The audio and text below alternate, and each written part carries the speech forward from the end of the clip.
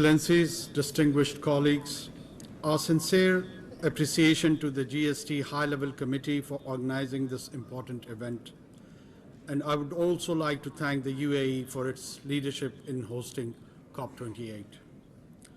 We have all come to Dubai with one aim, ensuring that the planet remains livable for our children and our children's children.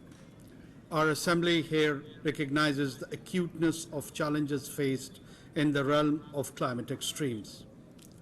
The notion of implementation and support is a critical element of the Global Stocktake report, and we are of the firm opinion that this discussion should be at the core of climate change negotiations at COP28. Excellencies, climate change is happening. We are witnessing it ourselves, some on our television screens, and some like us in Pakistan firsthand. The critical concern for the developing countries like Pakistan is the recurring natural disasters and consequent adaptation needs in the impacted sectors of water, agriculture, urban resilience, natural capital, and human health.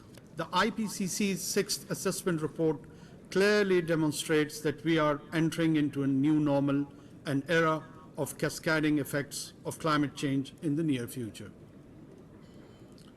So we know what's wrong, and science is also telling us unequivocally what we need to do. Then what is the problem? In our context, it is the means of implementation, finance, technology, and capacity building support. Finance is and will always be the key enabler for climate action. Financial needs of developing countries are way more than the unfulfilled US $100 billion pledge. Even to fulfill less than half of their existing nationally determined contributions, they need US $6 trillion by 2030. And developing countries are being told that their indices are not ambitious enough.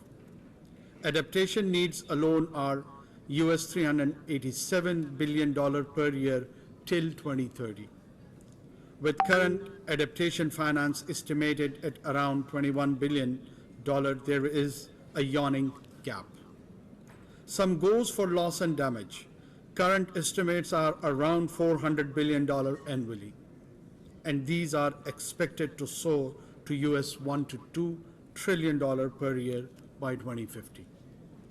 Ladies and gentlemen, outcomes of GST at this COP must clearly highlight this enormous gap between the finance mobilized and needs of the developing countries. It should also obligate the developed countries to urgently rectify shortfalls in their finance commitments under the Paris Agreement. Unlocking scaled up and improved financial support that would enable developing countries to contribute in bridging the implementation gaps in their mitigation and adaptation action. Moving forward, we believe outcomes of the GST are well timed to guide the critical discussion in 2024 on setting the post-2025 new collective quantified goal on finance commensurate with the needs of developing countries. It is also imperative that the GST should strengthen effectiveness of the technology mechanism in scaling up developing and transfer of proven climate technologies and enable better delivery of capacity building for developing countries. The need for reform of the international financial architecture also require sharper focus. Excellencies, regarding the technology transfer, we propose to focus on key and high-emitting sectors with joint indicators, functioning solutions, time frames, and enabling conditions needed to put in place green technologies. Ladies and gentlemen, on capacity building, we require scale-up support to developing countries and greater coherence and coordination across the United Nations system. To attract the required public and private investment, developing countries must be provided capacity building support to develop appropriate instruments and in creating pipelines of bankable projects for adaptation and mitigation, and particularly for sustainable infrastructure projects. Further, it is about time we also harness the capacities of the private sectors for climate actions. I hope our deliberations here and throughout the COP can result in an ambitious outcome on the means of implementation, which is equitable and responsive to the needs of developing countries. I thank you.